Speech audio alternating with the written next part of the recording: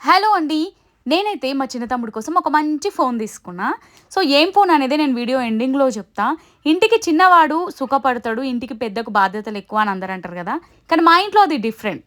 మా ఇంట్లో ఇంటికి చిన్నవాడు మొత్తం వాడే చూసుకుంటాడండి పాపం.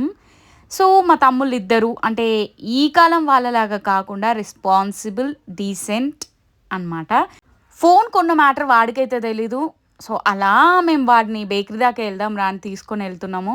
ఎందుకు అని అడిగితే ఎందుకు జెప్తాం. Finally here it is Samsung S25 ultra. Yes. Dubai నుంచి తెప్పిచ్చా వాడి కోసం. దుబాయ్‌లో మనకు 73,000 పడిందండి. సామ్‌సంగ్ S25 ఇవ్వగానే ఫస్ట్ షాక్ అయ్యాడు. ఈ ఫోన్ నాకేనా అని. లిటరల్లీ ఐస్‌లో నుంచి వాటర్ గూడా వచ్చాయి వాడికి. కవర్ చేసుకున్నాడు. ఇంత పెద్ద ఫోన్ నాకెందుకక్కా పర్లేదు నువ్వే ఉంచుకో అని చెప్పాడు. ఓవరాల్‌గా అయితే వాడి ఫేస్‌లో హ్యాపీనెస్ చూసాను. అంటే మన వంతు మనం ఇవ్వాలి కదా!